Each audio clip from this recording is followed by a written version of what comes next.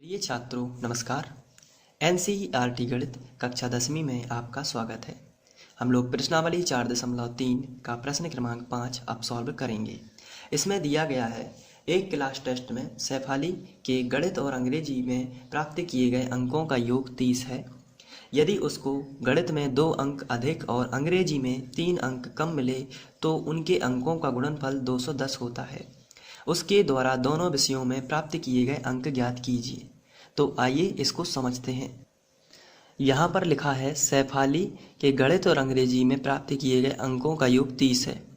इसका मतलब ये है सैफाली के गणित और अंग्रेजी दोनों को जोड़ दिया जाए। यदि गणित के अंक और अंग्रेजी के अंक दोनों को जोड़ दिया जाए तो 30 होता है। ऐसी स्थिति में अगर हमें गणित के अंकों का पता नहीं है, ना ही हमें अंग्रेजी के अंकों का पता है, यदि हम गणित के अंक यदि माना कि गणित में उसे 10 अंक मिले तो अंग्रेजी में कितने मिले होंगे? तो आप कहोगे कि टोटल उसे 30 मिले हैं। अगर गणित 30 में से गणित के अंक यानी 10 निकाल लिए जाएं तो कितने बचेंगे? 20।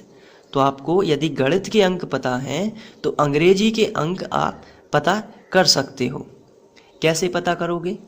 उसका आंसर है कि आप 30 में से गणित के अंकों को घटाओगे तो कितना आ जाता है? अंग्रेजी का अंक आ जाता है।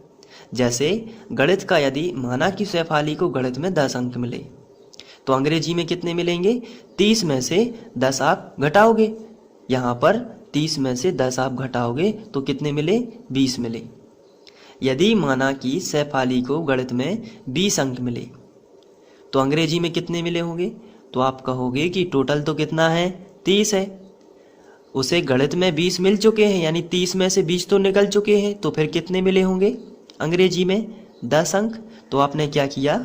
इस बार 30 में से 20 को घटाया तो कितने मिले? 10। लेकिन ये तो हम समझ रहे हैं।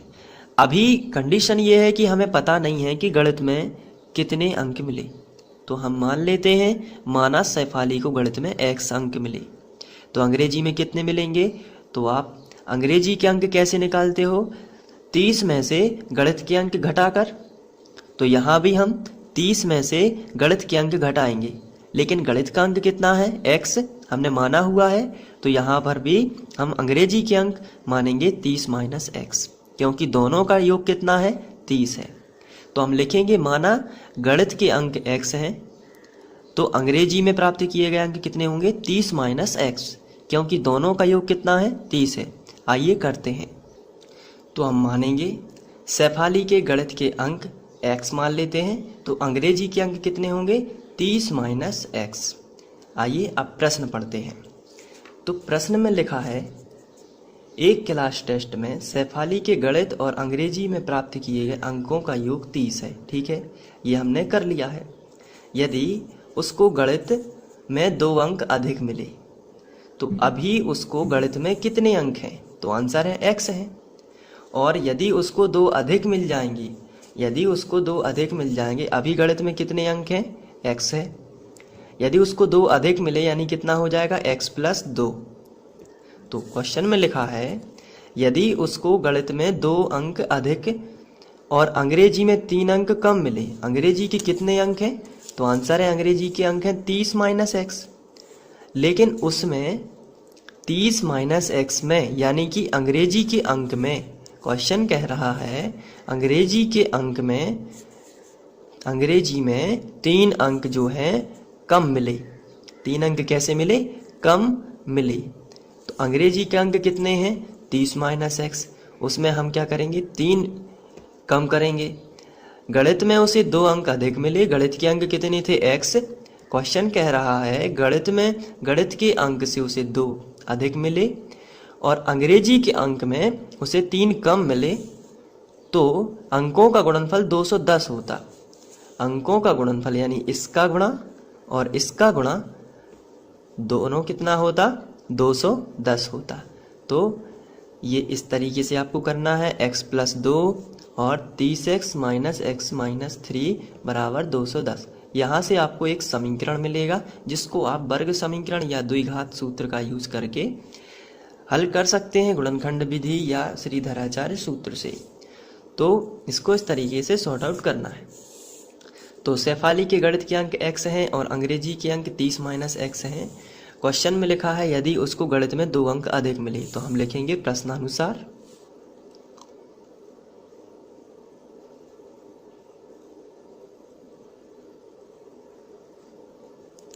गणित में उसे क्या हुआ है, गणित में 2 अंक अधिक मिले। गणित के अंक कितने हैं x, तो उसे गणित में अधिक यानी होता है प्लस, 2 अंक अधिक मिले तो x प्लस 2 कर देना है। और अंग्रेजी में 3 अंक कम मिले, अंग्रेजी में क्या हो उसे 3 अंक कम मिले, तो अंग्रेजी में कितने अंक हैं उसके अभी 30 माइनस x, और उसे कितने कम मिल रहा है इसमें से 3 कम, कम यानी होता है माइनस, अधिक यानी प्लस और कम यानी माइनस। 3 अंक कम मिले तो क्वेश्चन कह रहा है तो उन दोनों विषयों में कुछ अधिक मिले और अंग्रेजी में 3 कम मिले तो उनके अंकों का गुणनफल, गुणनफल यानी इन दोनों का गुणा, तो यहाँ पर मैं ब्रैकेट लगा देता हूँ, इन दोनों का गुणा कितना होता, उनके अंकों का गुणनफल 210 होता। तो यहाँ पर हम करेंगे 210। अब इसको हम सॉल्व करेंगे, तो चलिए करते हैं सॉल्व। सबसे पहले ये ज्यों कहते हो ये संख्या हम घटा लेंगे, तो अभी हम इसको गुणा नहीं करेंगे। x प्लस 2 और इसमें से 30 में से 3 जाएंगे तो आएगा 27 माइनस x बराबर 210। अब हम x का गुणा 27 में करेंगे तो आएगा 27x, और x का गुणा x में करेंगे तो आएगा x वर्ग। फिर 2 का गुणा इसमें करेंगे तो 27 दूनी 54 आता है, और प्लस माइनस का माइनस, और 2 का गुणा x में करेंगे तो आएगा 2x बराबर आएगा 210। इसके बाद हम 210 का पक्षांतर इस तरफ करेंगे तो आएगा 27x माइनस x वर्ग प्लस 54 माइनस 2x, प्लस का 210 इस तरफ आएगा तो माइनस का 210, और बराबर में मिलेगा 0। तो हम बराबर में 0 पहले कर लेते हैं। इसके बाद x वर्ग वाला और देखिए है क्या, नहीं है, तो ये x वर्ग और किसी में नहीं जुड़ेगा, केवल x वर्ग ही लिखेंगे। इसके बाद 27x में से 2x चले जाएंगे क्योंकि x वाले घटते हैं, संख्या संख्या में घटेगी, और x वर्ग वाला x वर्ग में घटता है। तो x वर्ग वाला यहाँ और था नहीं, इसलिए हमने इसको ज्यों का त्यों लिख दिया। लेकिन x वाला एक ये है 27x और ये एक a है, तो यहाँ पर 27 में से 2 जाएंगे तो कितने बचेंगे, प्लस के 25x, और यहाँ पर 210 है माइनस के ये संख्या है, और प्लस के 54 है ये भी संख्या है, तो 210 में से हम घटा लेते हैं 54। इसके बाद बचेगा माइनस का, चूंकि माइनस की संख्या बड़ी है इसलिए माइनस में आएगा, और ये आएगा माइनस 156। आप घटाएंगे इसमें तो आएगा माइनस 156 बराबर 0। अब ये जो माइनस आगे लगा है इसे हम हटाना चाहते हैं, तो पूरे समीकरण में हम ऋण से गुणा करेंगे। तो हम लिखेंगे पूरे समीकरण में माइनस से गुणा,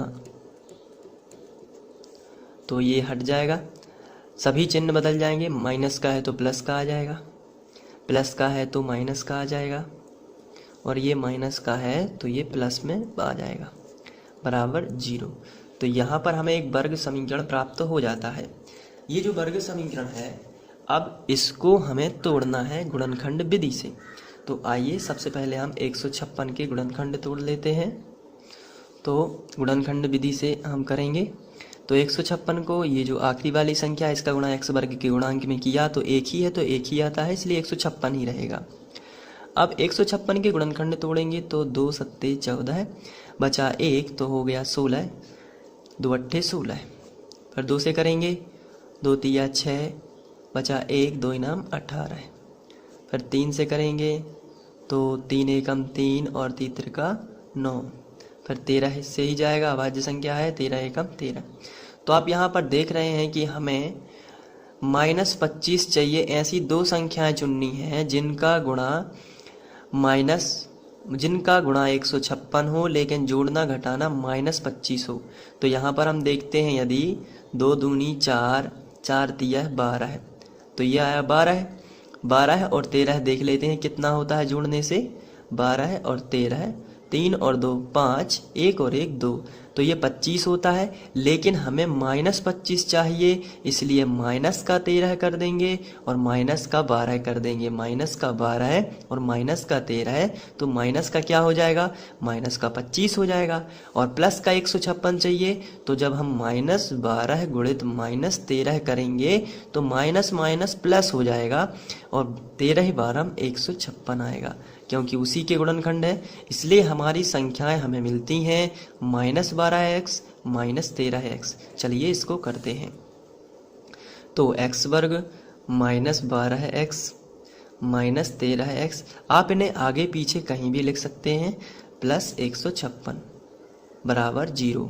यानी 25x की जगह पर आप लिखोगे -12x -13x प्लस 156 बराबर 0। यहाँ पर आप देख रहे हैं 4 पद हमें मिल चुके हैं, 1 2 3 4। तो आप क्या करोगे, इनमें से दो में से कॉमन निकालोगे, यहाँ से और यहाँ से। यहाँ पर x है, यहाँ पर भी x है, यहाँ पर 12 है, लेकिन यहाँ पर 12 नहीं है, तो केवल हम x कॉमन निकाल लेते हैं। x कॉमन निकालेंगे तो यहाँ पर 2 की घात थी, एक x निकल भी गया तो एक तो बच जाएगा, क्योंकि यहाँ पर x इंटू x यानी 2x थे, तो एक निकल गया तो एक बच गया। यहाँ पर भी एक x ये पूरा निकल गया तो केवल -12 ही शेष रह जाता है, तो यहाँ पर वही लिखेगा। इसके बाद माइनस लगा है तो माइनस तो कॉमन आएगा ही। यहाँ पर 13 है और 13 12 156 होता है, इसलिए 13 को हम उभयनिष्ठ निकाल सकते हैं, क्योंकि 13 की दुनिया में 156 आता है। कहने का मतलब है कि 13 की टेबल में 156 आता है, तो आप यहाँ पर -13 जो है उभयनिष्ठ निकाल सकते हो। तो यहाँ पर बचेगा x, और चूंकि माइनस जब भी कॉमन आता है तो अंदर का चिन्ह हम बदल देते हैं, मैं पहले भी आपको ये बता चुका हूँ। तो प्लस का क्या हो जाएगा, माइनस और 13 12 156। और यदि आपको फिर भी समझ में नहीं आता है तो यही कोष्टक आपको दोबारा लिख देना है और बराबर 0। आगे बढ़ते हैं, ये 2 जगह है तो इसको एक जगह लिखेंगे, कहने का मतलब उभयनिष्ठ निकालेंगे। तो x -12 दोनों में से कॉमन, तो बचेगा का x -13 बराबर 0। अब ये दोनों के कोष्टक के बराबर 0 लेंगे, यानी कि x -12 बराबर 0 या x -13 बराबर 0। -12 इस तरफ आएगा तो प्लस हो जाएगा, इसी तरीके से -13 इस तरफ आएगा तो ये भी प्लस हो जाएगा। तो x के हमें 2 मान मिलते हैं और दोनों पॉजिटिव हैं, इसलिए दोनों ही मान्य हैं। तो हम इनको स्थिति के अनुसार करेंगे। जब x बराबर 12 हो तो शेफाली के अंक हमने कितने माने थे, शेफाली के गणित के अंक हमने कितने माने थे, x, और x का मान कितना है, अभी यहाँ पर 12 है, तो हम लिखेंगे जब x बराबर 12 हो तो शेफाली के अंक, तो शेफाली के गणित के अंक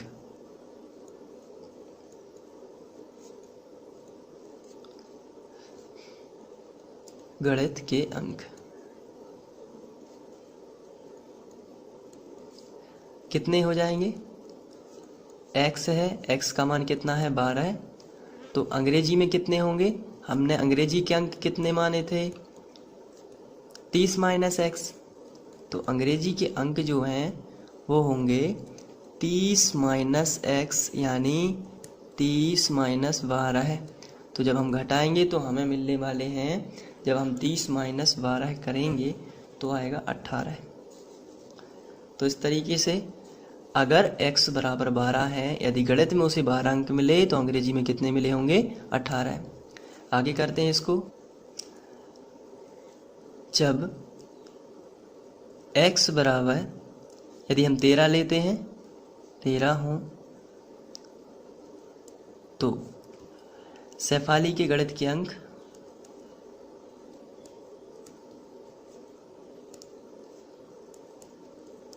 गणित के अंक 13 हो जाएंगे, तो अंग्रेजी के कितने होंगे, अंग्रेजी के अंक 30 -x यानी 30 -x यानी 30 -13, और 30 में से जब हम 13 घटाएंगे तो आएगा 17। तो इस तरीके से यदि शेफाली को गणित में 13 अंक मिलेंगे तो अंग्रेजी में 17 अंक मिलेंगे। तो इस तरीके से आप इसको नोट कर सकते हैं। मैं आपको स्क्रीनशॉट दे देता हूँ। यहाँ पर आप यहाँ से स्टार्ट करेंगे। ये पहला शॉट, ये दूसरा शॉट, ये तीसरा,